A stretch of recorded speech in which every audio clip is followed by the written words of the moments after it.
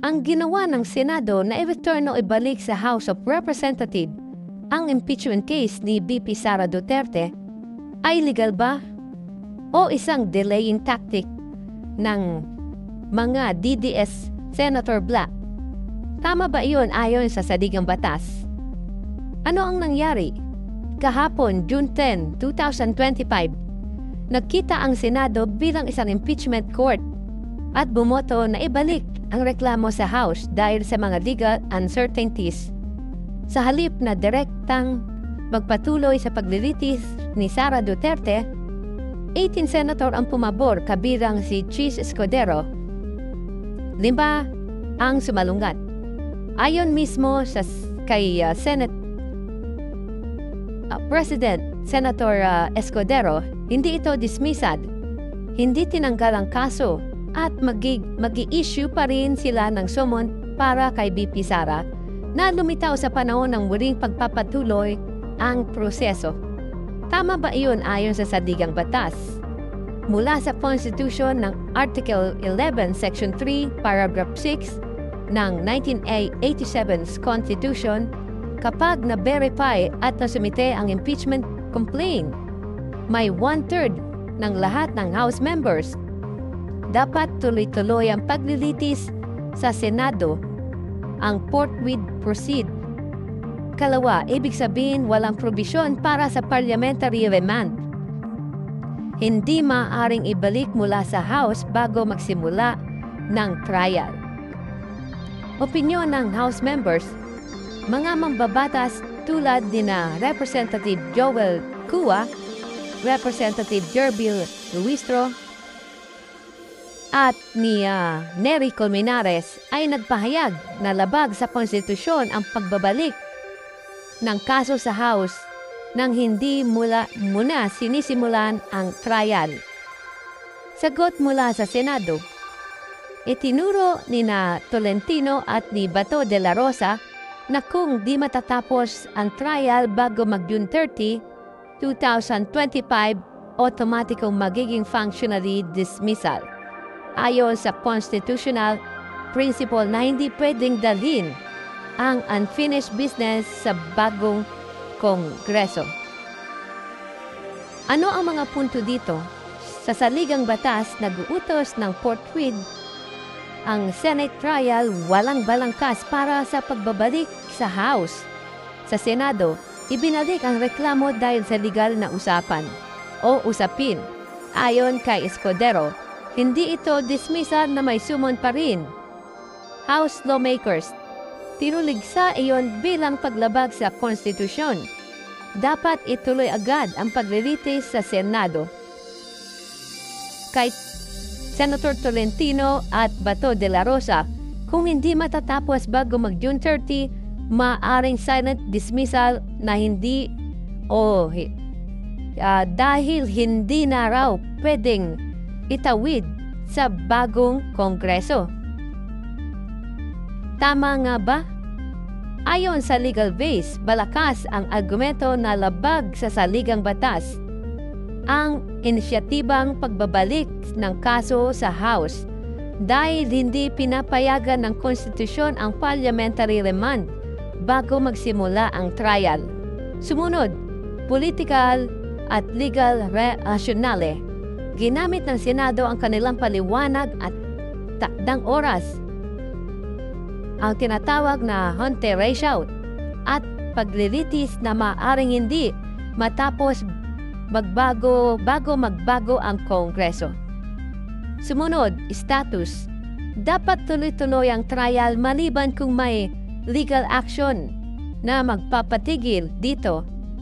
Halimbawa, Supreme Court TOR o Supreme Court TRO. Hanggang June 14 sila magpapasa ng 19th Congress at pagkatapos ay may puwang na automatic dismissal bago mawala ang Vice President Sara Duterte sa kabila ng hakbang ng Senado na i-remand o ibalik ang reklamo sa House of Representatives. Narito ang mga legal o constitutional na remedyo na maaaring gawin. Una, House of Representatives na tumangging bawiin ang impeachment. Pwedeng tumindig ang Kamara, lalo na ang mga pumirma sa complaint, at ipilit na ang kanilang pagpasa ng reklamo sa Senado ay final at binding na ayon sa Constitution. Sumunod, ang Article 11 ng Section 3, Paragraph 6. Kapag may 1/3 ng House member na pumirma sa verified complaint, automatic na ito sa Senado, wala nang kailangang aprubahan o ibalik pa. Ang remedyo, ang House may issue formal communication na nananatiling nakabinbin ang complaint sa Senado at dapat itong ituloy. Pangalawa, maghain ng petisyon sa Korte Suprema. Ang mga mambabatas o concerned citizen ay maaari maghain ng petisyon sa Supreme Court na tinatawag na mandamus o certiorari laban sa Senado para sa sumusunod, ipag-utos sa Senado na ituloy ang impeachment trial o yung tinatawag na mandamus. Sumunod, ideklarang labag sa Constitution ang pag-remand o yung tinatawag na certiorari. Halimbawa nito, nilabag ng Senado ang Article 11, Section 3, Paragraph 6 ng Constitution sa pagbalik ng complaint sa House sa halip na agad na magpatuloy sa impeachment trial gaya ng isinusulong ng Minority Leader na si Senator Coco Pimentel at Senator Riza Hontiveros. Pangatlo, public pressure at media coverage. Sa pamamagitan ng malawakang panawagan ng publiko, media, at civil society groups, maaaring mapilitan ng Senado na ipagpatuloy ang trial upang maiwasan ng political backlash. Ang halimbawa neto, open letter or online petition, press conferences ng mga House members, legal groups, o mga dating opisyal ng gobyerno. Muling pagsampa, ang ika-4 ay ang muling pagsampa ng impeachment sa bagong Kongreso o yung paparating na 20th Congress. Kung hindi umusad ng trial bago ang June 30, 2025, technically mawawalan na ng bisa ito dahil magsisimula na ang bagong Kongreso. Ngunit, ang impeachment ay maaaring ulitin sa bagong Kongreso kung may bagong basihan o kung mananatiling interesado ang 1/3 ng mga miyembro ng bagong House.